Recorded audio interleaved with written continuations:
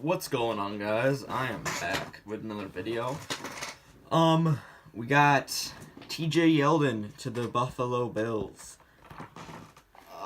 I think this is a great signing for the Bills. One second, let me get this open really quick. Okay, so this is a great signing for the Bills and great for Yeldon's fantasy assets. First of all, you're looking at saving $7 million if you cut LeSean McCoy, and I'm assuming it's a little bit less if you trade him. I don't quite know.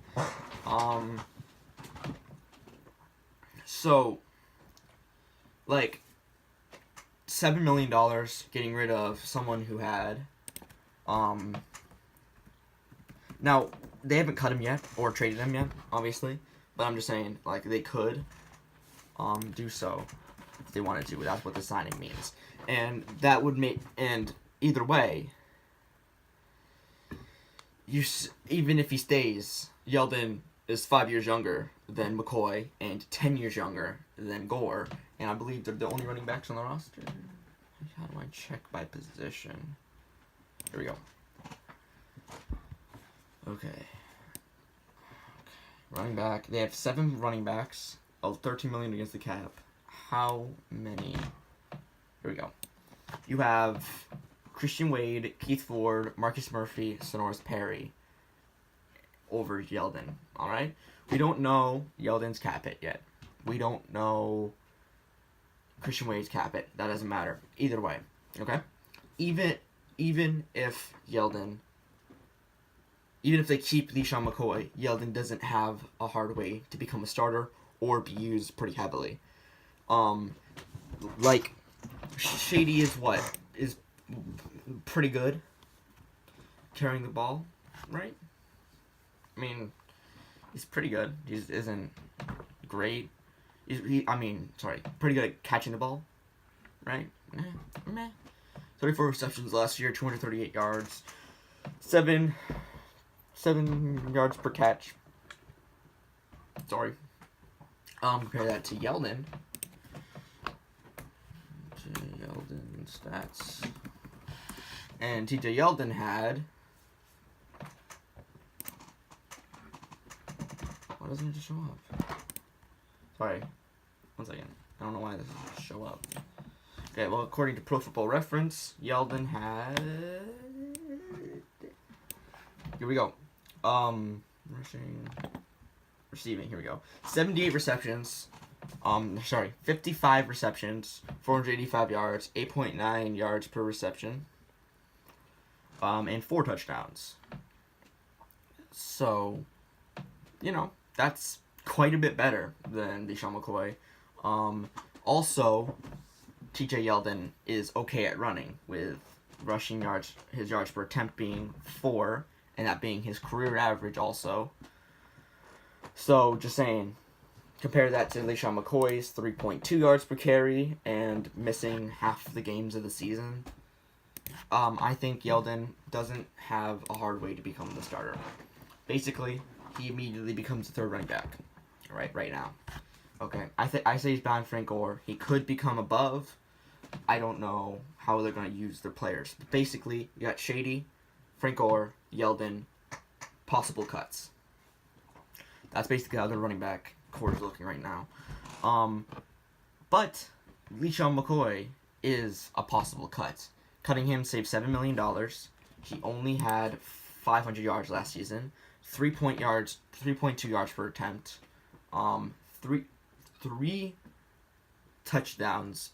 That's it. He is going to be 31 come next year. He has a $9 million cap hit, as I said.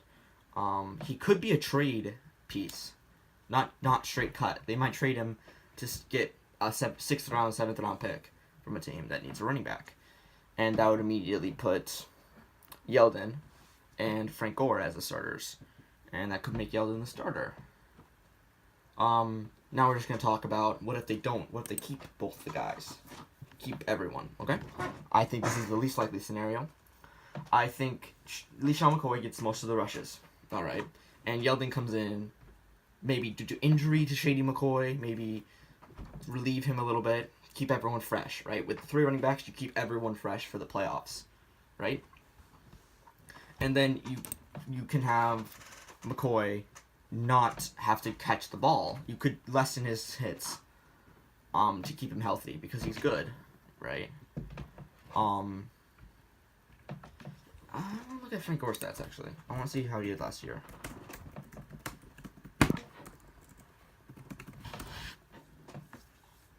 He had 722 yards, 4.6 yards per carry, not a single touchdown, 12 receptions. So Frank Gore doesn't really do anything, move the needle for receptions, all right? That basically, you can pretty much guarantee Yeldon's going to be getting the receptions here because combined, they only have 46 receptions last season. Compare that to Yeldon's 55, you can see one of these is not like the other. So basically, Yeldon immediately comes in, good receiving back, all right. Okay runner. He isn't great, all right. He isn't bad though. That's the thing. Frank Gore, I think, could be the starter, with Yeldon coming in as relief or like running back by committee, with Le'Shawn, Frank Gore being the runners, being the people who run it, and Yeldon coming in could be a threat running, but more likely to be making a pass play with his pass blocking ability. That's basically how I think of it. I could imagine Yeldon being a flex play, so running back 3. Frank Gore being Frank Gore and Le'Shawn McCoy both being, I think, if it's a high scoring offense, I think that they are better. But if it's not, they're worse. I'm just kidding. Frank Gore had a single touchdown. 1 touchdown last year. That is not very good. Now, if he's used correctly, he could be a running back too. I mean, what was he, running back 3 last year? With 1 touchdown? Like, there are ways this offense can be a lot better. I think what is most likely going to happen with this move is LeSean McCoy gets traded to a team for to move up a few picks. Like, let's say they need, what do they need? They trade up to get in the 4th round using LeSean McCoy in their 4th round pick up to like the 5th and the 4th round or whatever, I don't know. And then take some offensive linemen. That immediately puts Yeldon and Frank Gore as the starters. And Frank Gore takes the rushes, Yeldon takes some rushes and the passes. That basically, I keep repeating myself. Basically, this is a wait and see situation. I say Yeldon sell a hold. Don't sell him yet. If LeSean McCoy gets traded, he's going to be pretty valuable. Possibly running back 2, maybe even a running back 1. Because basically, when Fournette was hurt, he was playing like a running back 1. He got like 20 points per game when Yeldon was hurt. So Yeldon, when Fournette was hurt, I think. So Yeldon could be a running back 1, even a running back 2. He could even be a running back 1, but I assume he'll be a running back 2 flex play this year, no matter what. All right. If LeSean McCoy gets hurt, I think he immediately gets put into the running back 2. Running back high end, 26th running back-ish. Running back 3, all right?